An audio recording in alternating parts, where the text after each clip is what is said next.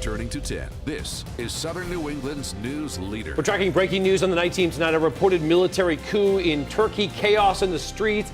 Did it work, and what it means for the U.S.? New video on the night team, a wild police chase. How old the driver was and how police finally stopped it. Should Massachusetts bring back happy hour specials at bars? We'll have reaction next. New on the night team. But first, new on the night team, strong winds rip off part of a roof at a building in North Kingstown. This happened this afternoon at the Quonset Business Park.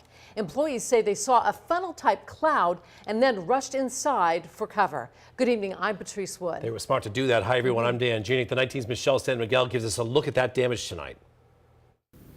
A scary afternoon for employees here at Custom Design. Just take a look behind me. The membrane of the roof was yanked off when a downburst ripped through this part of North Kingstown. I heard a large crack. It kind of sounded like if a tree was blown over. The National Weather Service says a downburst carrying winds estimated at between 50 to 55 miles an hour caused the damage.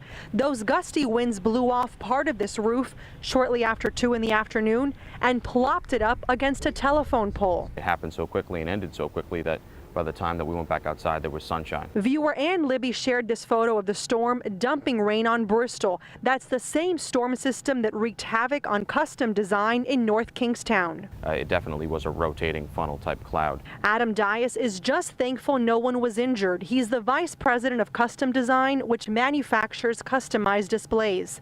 Outside of the building sits a scattered pile of debris. Dias said it flew over the building after it was torn off a small roof. As far as something that quick and that heavy, I've never seen that before. As for the inside of the building, Dias says it was mostly drywall and tile that were damaged. The company's vice president tells me they will be open on Monday. He says none of the company's orders will be delayed because of this damage. Reporting in North Kingstown, Michelle San Miguel, NBC 10 News. And Michelle, stormy weather created some scary moments for some young sailors after their skiff capsized in some rough water. It happened off Oakland Beach. This is around 2:30 this afternoon when those storms moved through.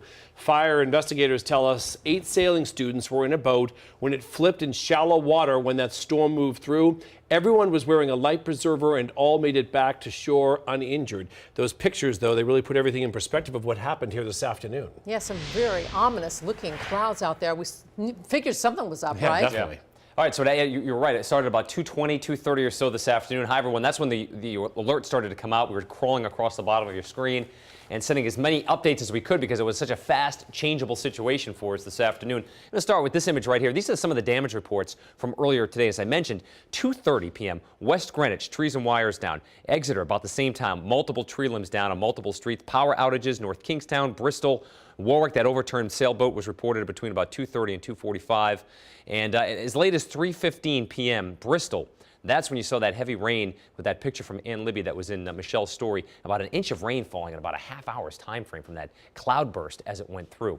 Now, there's the latest satellite radar picture. Locally, no more showers and storms. There was a hefty storm out near the Berkshires about 2 or 3 hours ago. That has now moved off to the north. But look at these rain totals across the area. For the last 2 days, feast or famine. Dry in northwest Rhode Island, dry in southeastern Massachusetts. It's really South County, Kent County, and Bristol County, Rhode Island, and Massachusetts, at least the central part of Bristol County, Mass, that saw the bullseye from the showers and storms these last 2 days.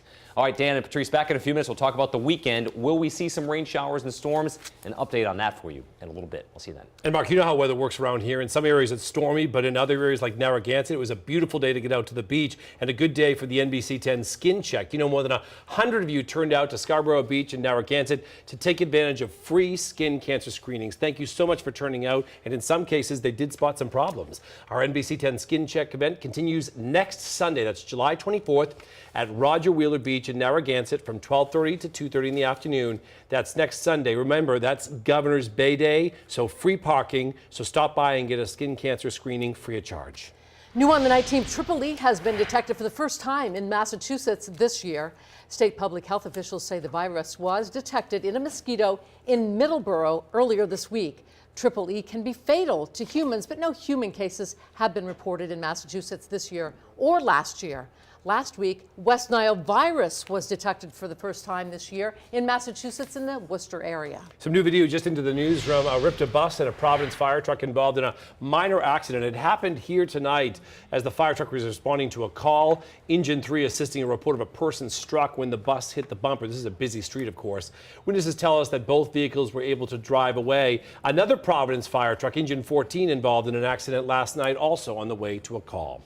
We are tracking a major developing story out of Turkey at this hour, where the president told that nation that his government was working to crush a coup attempt. His remarks came after a night of explosions, air battles, and gunfire that left at least 17 dead and scores wounded in a country under martial law. For the latest, we turn to NBC's Barry Arendt. Dramatic scenes in the streets of Turkey. Turkish troops said on Friday they had seized power.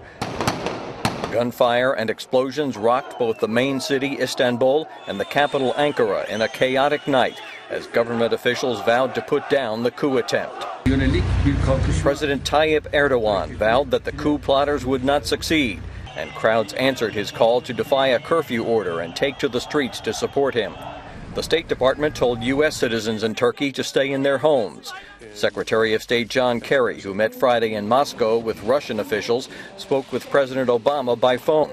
The White House said they agreed that all parties in Turkey should support the democratically elected government and avoid any violence or bloodshed. In the early hours of Saturday morning, there were indications that the coup was crumbling. Wire service reports said 2 loud explosions were heard near Taksim Square in Istanbul, where police and military were exchanging fire. Early Saturday morning, large crowds greeted President Erdogan as he returned to Istanbul's Ataturk airport. The elected leader back in Istanbul from vacation, but the outcome of the coup attempt still uncertain. Barry Arendt, NBC News. And we are tracking developing news on the terror attack in southern France. Tomorrow, the country begins 3 days of mourning. Last night, a driver plowed a semi-truck through a crowd of people. They had gathered to watch a fireworks display for Bastille Day in Nice. Here's what we know at this late hour, everyone. At least 84 people are dead, and more than 200 people are injured, with the French president saying some clinging to life and on life support. The attacker, identified as Mohamed Loger Bouhel, is of a Tunisian descent, and now the French president has declared the nation's state of emergency by 3 months after the country's 3rd deadly terror attack in just 18 months. Also new in the night team tonight, local and state law enforcement are on heightened alert tonight following the latest terror attack, and now they're asking for your help as well. We're talking about that campaign, See Something, Say Something. Law enforcement is asking the public to remain on high alert in light of these attacks and remind Rhode Islanders that despite some of the most recent attacks being on foreign territory, it can still hit close to home. It is in Rhode Island. And we implore people, if you see something, say something, and get the information to the state police or your local police. They'll push it up to our fusion center, and we'll assess it and take the appropriate action.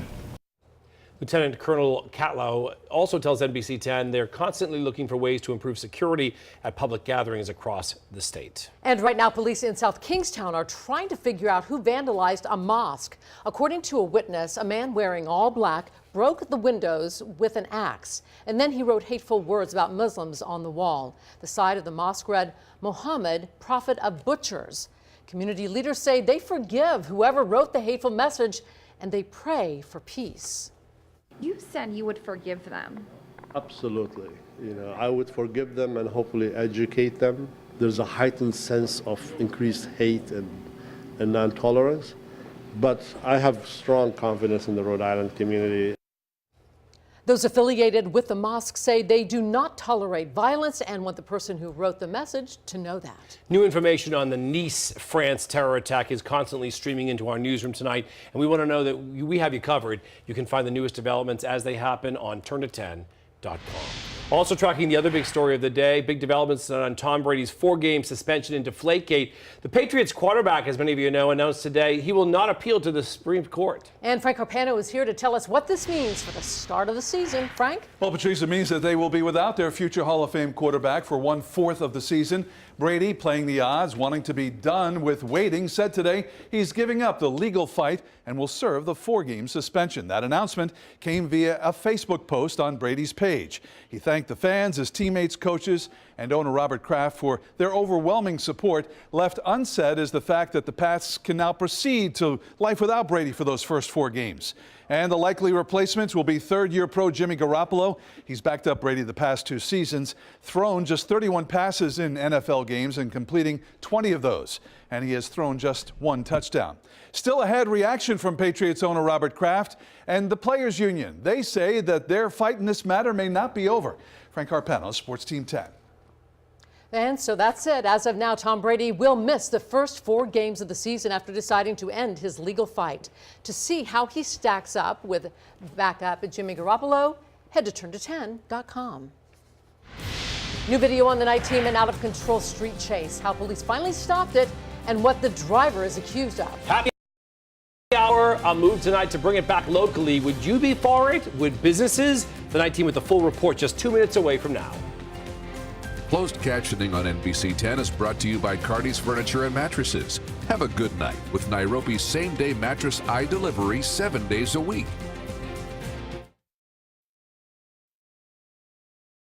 New in the night team tonight, a push to bring back happy hour to Massachusetts, launched by 2 young entrepreneurs. It began with a petition to end the long-standing ban on happy hour discounts in the Bay State. The night team's Tony Gugliotta spoke with some local business owners who were on board with the proposed change. Well, it's been since 1984 that Massachusetts establishments have been legally allowed to offer happy hour drink specials. Now, a local group is trying to change that. The wells are empty at 5 o'clock at the Farmer's Daughter in Easton.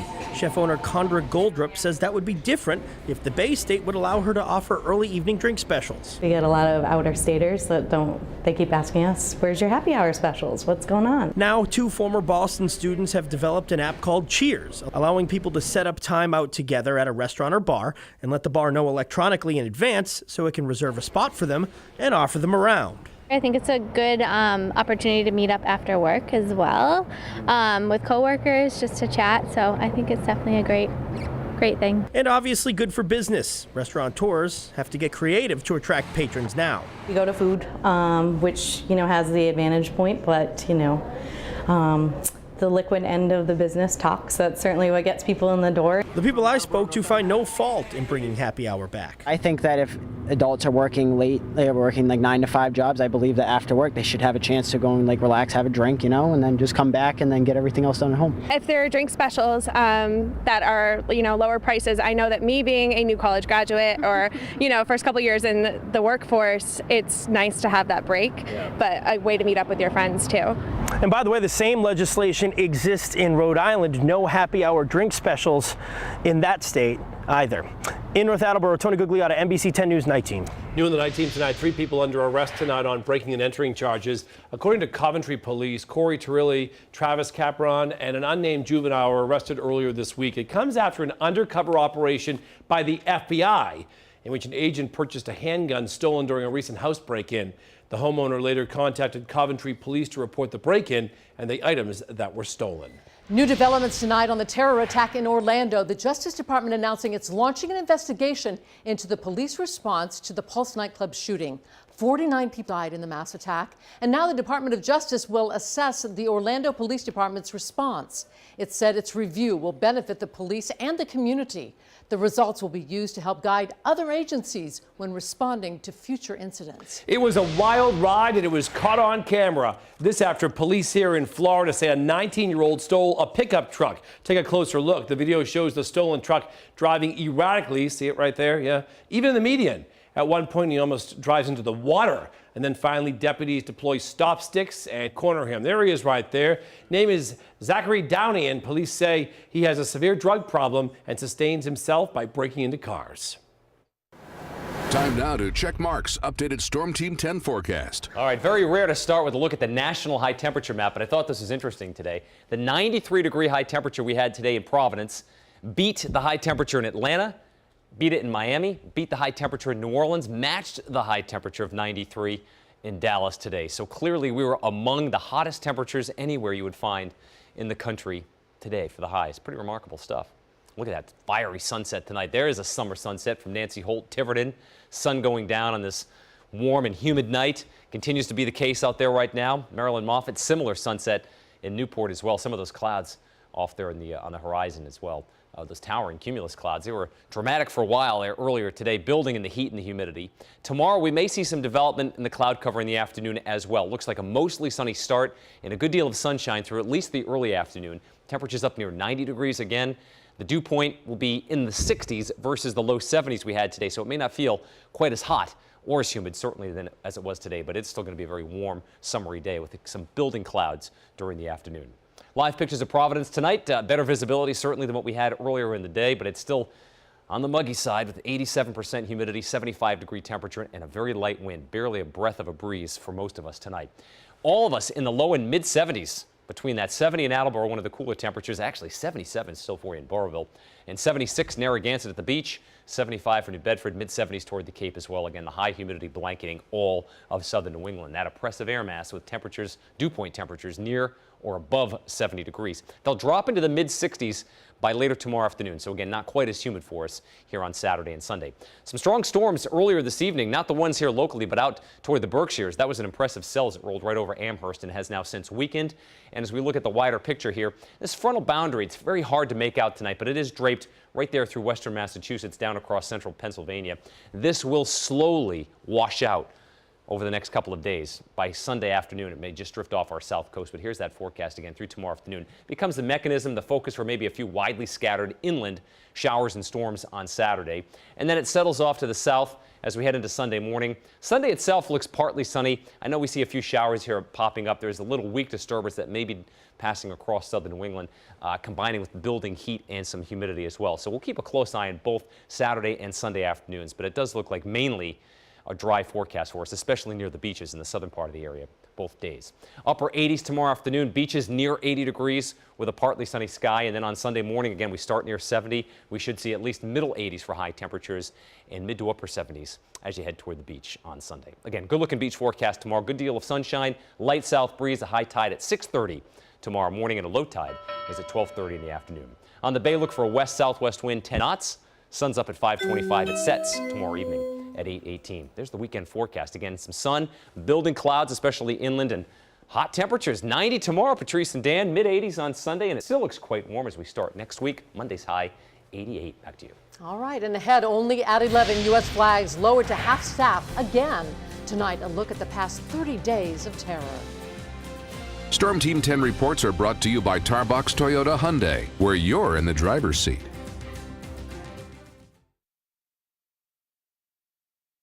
Only at 11 tonight, President Obama today ordered flags at the White House and other U.S. government buildings to be flown at half-staff to honor victims of the attack in Nice. They've been lowered a lot lately. The night team's Christine Frizzau brings us a look at 30 days of terror. The shooting at the Pulse nightclub in Orlando, Florida was a little more than a month ago. Since that time, from June 14th to July 14th, it's been a steady 30 days of terror, with attacks around the world, most striking innocent people going on about their daily activities. It's had an impact on world leaders as well, as mentioned by Secretary of State John Kerry at a meeting in Moscow. The problem is that you and I and other foreign ministers and leaders of countries are now doing this almost on a weekly basis. He spoke after Thursday's attacks in Nice that left at least 84 people dead. There was also the attack at an Istanbul airport that left 44 people dead, a shooting at a restaurant in Bangladesh that left 22 dead, and a suicide truck bomb at a shopping district in Iraq that left nearly 300 dead. It turns out an attack just like the one we saw in Nice was called for in the jihadi publication Inspire magazine back in 2010. The article suggests using a four-wheel drive pickup truck and picking up as much speed as possible while still retaining good control of the vehicle. Seamus Hughes with George Washington University's program on extremism says the timing of this attack, if ISIS related, could be significant. ISIS wants to project this idea that they're winning, and if they're losing actual physical ground in Syria and Iraq, then they need to show that they're winning, and from their perspective, with these attacks in Western countries. He says keeping fear alive is a top priority for the terrorist group. They're varying their attack locations purposely because they want people to think that they're not safe anywhere. Seems like the true definition of terrorism to me. Absolutely. In Washington, I'm Christine Frizzell reporting. Hi, everyone. I'm Frank Carpano. Coming up, we'll get Patriots owner Robert Kraft's thoughts. On today's news, that Tom Brady has given up his Deflategate legal fight. And baseball is back. No better rivalry than the Red Sox and Yankees. We'll take it to the Bronx when the night team continues.